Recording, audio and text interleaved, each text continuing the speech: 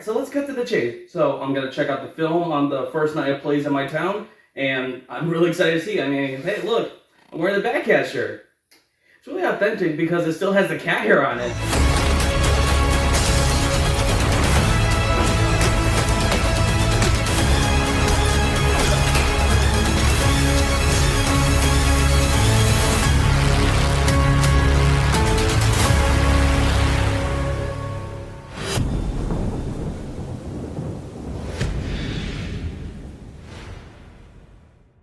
Let me just start by saying that I love this movie. This is my favorite Batman movie. I don't think that this is the best. I think The Dark Knight, the one with Heath Ledger Joker, that's the best Batman movie.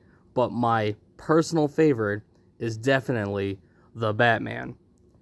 I wanted to start by saying first, too, I will get into spoiler territory by the end of the video. I will let you know when that starts, and I'll show you what time of the video that the spoiler part ends to give a conclusion. So let me start at the beginning of the film. I won't give too much detail with what happens frame by frame, but the part when criminals when you have a good tour around Gotham City, you see you would look at this just from a few frames and think this place is a lost cause. It's a very dark place. It is somewhere that I can never see myself living in. It's very claustrophobic. It's a huge city. I have a hard time even explaining how much anxiety it would give anybody to just walk down, even if it's a populated street. Thankfully, you don't have to go through the death of Bruce's parents. Everyone gets the point. They immediately assume that the whole origin of Batman. But this movie here, it shows the origin of the Batman, where it's the first year, at least a year's passed, but Bruce Wayne, he doesn't care about his family's name. He doesn't care about his face. All he cares about is just putting all his anger out, just claiming that he is the vengeance by beating the snot out of every criminal, and he doesn't care too much about people's safety. He uses the Batsuit as his outlet. In this film, James Gordon, I believe he's still the lieutenant. He's not even the commissioner yet. And Gordon here, he is already friends with Batman. And so I thought, okay, that's nice. Now, with that in mind, that means that Batman already has his bat signal as a result. And I loved how when Bruce was narrating that it was him writing a log, I like to say his diary, just he has a bat diary. So the movie starts out on a Halloween night. A lot of crime is already happening on said Halloween night, and the bat signal lights up the sky. And so he says, in narration, fear is a tool. The signal is not only a call, it's a warning. So as crimes are happening, the criminals see the light in the sky, and they start looking around and seeing what's coming around in the shadows, and that's when Bruce continues narrating. They feel that I come from the shadows. I am the shadows. So at least a couple criminals look in the shadows and start being concerned, thinking since the light's there, okay, he's coming. But just as one guy was about to get hurt and everything because he saw that the people in their little makeup session, I think they're a bunch of James Charles in training. So he was gonna beat the crap out of, but of course, that's when Batman comes in. And I love the heck out of the part where he beats the crap out of a guy with I think it was a bat. Funny. But I remember when I first saw the trailer that showed that scene, I would copy the choreography, just try to match the movement, move by move. I believe I can say this and not consider this a spoiler. This story revolves around corruption. A lot of stories, even a bunch of superhero stories, is about conspiracy or corruption. And this movie goes for that, and I'm all for it. Like, as long as it does a good story around it, I don't care. And I feel it does a really good story.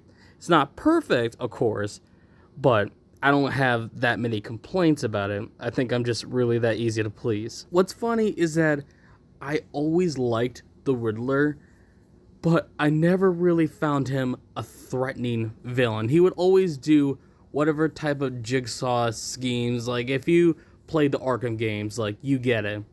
But what's funny is that in the film, it actually does feel kind of like a Saw movie for how far this type of Riddler goes. And I actually like that he actually is threatening. One of the big things that I'm really glad that it was about 3 hours long is that it feels like you're going through this long mystery, this whole detective journey with Batman, and I absolutely love that. It takes its time. The pacing's pretty good. Some of it's slow, some of it's fast, but I'm fine with that. That's totally okay. Now, I think I feel I want to go through spoiler territory. So go to this time card right here.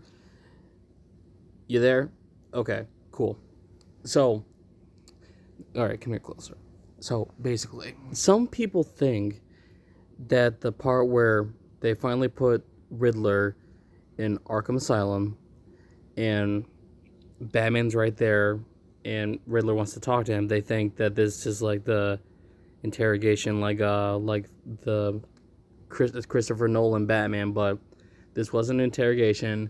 And one person that I wanted to credit to, this guy right here, High Toss Film, what I liked about his input about it is that it's basically two orphans, because they both were orphans, but they're looking at each other like a mirror, and they're both having a tantrum with each other. Going back to the corruption part, they revealed that the Waynes, specifically Bruce's father, Tom Wayne, that there was corruption when he was trying to be elected for mayor, and that there was a whole cover-up and everything.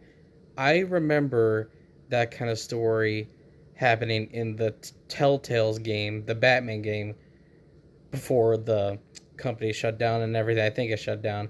But I remember they did that in their story, and I actually thought it was pretty good.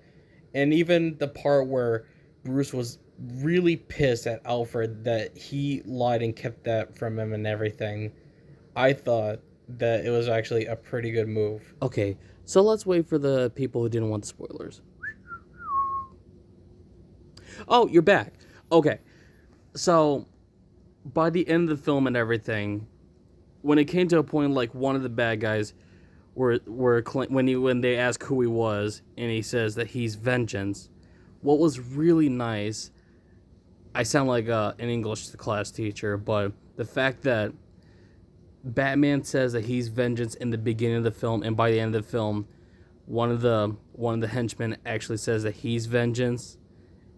It made Bruce like really think like their way of vengeance. He wanted to be like, by the end of the film, Batman finally understands that he actually can do a positive effect of the city. In the beginning of the film, he thought that he was just fight a losing battle, but the fact that he was helping the people of Gotham by the end of the film, that was what I feel a true Batman origin story. The film was really pushing it with a PG-13. It's a PG-13 film, but it feels like it could be rated R. I'm glad it's a 13. It was just the fact that they went so dark and everything. They didn't go anything like too gory. They didn't have to. As long as you got the idea, you can put the image in your head, and that's something I can respect in films. I'm really glad we got films that could still be PG-13 and not have this like rated R rating. You don't have to be rated R to still be dark and have a really strong impact. If you can't or you don't want to see the movie in theaters, you have no need to worry, because at least pretty soon next month it's going to be on HBO Max, and I cannot wait to watch the movie all over again.